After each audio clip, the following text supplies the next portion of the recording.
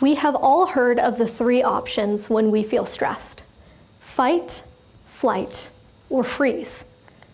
Let me tell you about a time where I felt all three. A few summers ago, I ventured into the wilderness of Europe to take a train trip with two friends. It was roughly the middle of our travel day, and we'd successfully taken 2 out of the 5 trains that we would ride. Things could have been going better. We got out of bed way before the sunrise, and we were running quite low on snacks. We were climbing up the stairs of our 3rd train station, when suddenly, my friend in front of me collapses down onto her knees, bracing her fall with her hands. She drops her bag onto the floor and lays down on the stairwell, arms covering her head. A second passes. 2 seconds pass. I ask her, "What's wrong? How can we help you?" And she becomes less and less responsive, responding first with sentences, but then only able to speak individual words, and then only sounds. The color slowly drains out of her face. 3 seconds pass. I wanted to fight the situation. I wanted to feed her water, to give her chocolate, something to get her blood sugar up. I wanted to run and get help, but most of all, I was frozen. I stood there, watching, waiting, frozen. My friend needed help. What was I going to do to help her? My name is Meera, and I'm a 3rd-year medical student at the University of Toronto. The beautiful thing about life is that we are always going to face difficult situations where we have to make choices under pressure. Think about the last time this happened to you. How did you feel? What did you choose? And was it the right choice? Not to give you a crisis. Going through life in clinical rotations, I quickly became interested in how we can make difficult decisions in a crisis. This is something that's absolutely crucial for all of us in every aspect of our lives. How can we stop fighting, flighting, or freezing? How can we make difficult decisions when time matters most? But first, it's important to know specifically what makes decision-making hard in a crisis. And I know it seems super obvious, like obviously it's hard to choose when time is really short on you, but why is it hard to act? The key here is understanding the neuroscience behind decision-making. On a typical day, our prefrontal cortex is the part of the brain responsible for higher order thinking, logic, and weighing options. It's the part of our brain that helps us rationally think through different ideas. However, when we're stressed, a different part of our brain goes into overdrive called the limbic system, which is typically responsible for emotional regulation. A specific part of the limbic system is involved in fear response called the amygdala. And when the amygdala is activated, it floods the body with adrenaline, which can make us more alert and responsive, but it can also lead to impulsivity. Evolutionarily, this is incredibly useful. When woolly mammoths used to roam the earth, this was so helpful for Homo sapiens to see them, recognize them, and then run away as fast as possible. But in today's modern society, these responses may be inappropriately activated. And a lot of other cognitive processes are involved in decision making, but essentially the balance between these two brain systems is what helps us make decisions quickly and rationally. Knowing all of this, I translated my experiences making time-sensitive decisions with research to come up with a plan on how to make good choices. I realized that all we needed was 3 steps to tackle crises head-on. The first step is to take a breath. Next, to summarize the available information. And then finally, to take any next step. Let me walk you through what led me to these 3 steps. Step 1, take a breath. I once had a professor during my undergrad that gave us some really interesting homework to do after class. Instead of asking us to do practice questions or read book chapters, he gave us a challenge. He said, next time you do something that's stressful for you, try taking a deep breath in and notice how that affects you. Myself and my classmates set out to do exactly that. We took a deep breath in, and then spoke up in large lecture halls, or gave big presentations, or paused after making a mistake, or even took that additional 2 seconds to decide on our coffee order.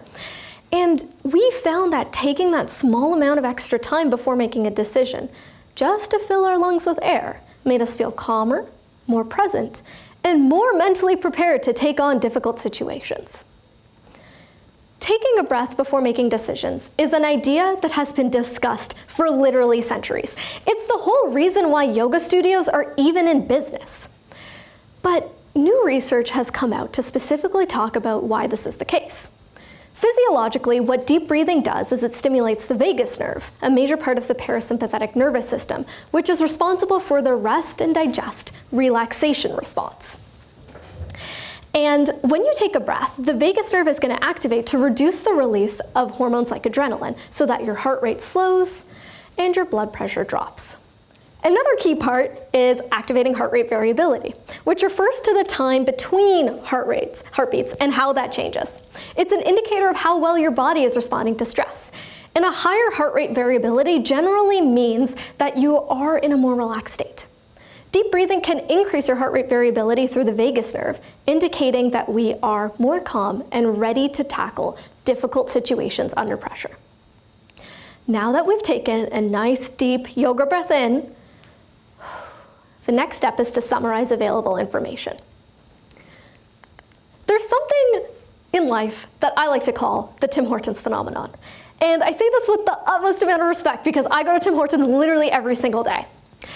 As somebody who gets very indecisive ordering coffee, there have been more times that I can count where I look at the menu and frankly get overwhelmed with the amount of options of caffeinated beverages. What a world we live in. But what this leads to is a feeling of decision paralysis. Cognitively, each option has to be weighed against each other. Latte versus cappuccino, dark roast versus light roast. Is it too hot for a hot drink or is it too cold for a cold drink? But wait, it's roll up the rim, so should I just get a regular coffee? The overwhelming amount of information in these situations leads to decision paralysis, which occurs just when you have way too many options to choose between. This increases the cognitive burden of analyzing the presenting information and the pros and cons of each. Not only does this take up precious time, but it also makes us less happy in the long run. There was a study that tested out this phenomenon by looking at trends in pasta sales being sold in a grocery store, whether people had the option of buying between 2 pasta brands or 5 different pasta brands. What they found was that people will postpone their buying decision when they have too many choices, and eventually when they do make a decision, they tend to be more dissatisfied with their choice overall because our expectations are raised. We can apply this to decision-making more broadly. When we're faced with multiple choices all at the same time, whether it's between coffee or pasta or life-saving techniques, we can be paralyzed by the amount of information coming at us.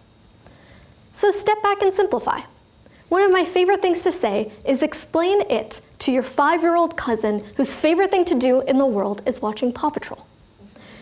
Really summarize it in bite-sized chunks. Better yet, speak it out loud to clarify your thoughts. Once we're done with this, we can move on to step 3. Take a step, any step. When we're faced with a difficult situation, the hardest part isn't necessarily making the right decision, but it's rather making any decision at all. I'm sure we've all been in situations where we were frozen and were faced with uncertainty when we had to make a choice. We start to think about making the perfect choice and really ruminating on optimizing every single thing. But this prevents us from taking any step at all. But the longer we wait, the longer that the stress builds up. By taking a single step, even something that's super, super tiny and super, super imperfect, we can create momentum.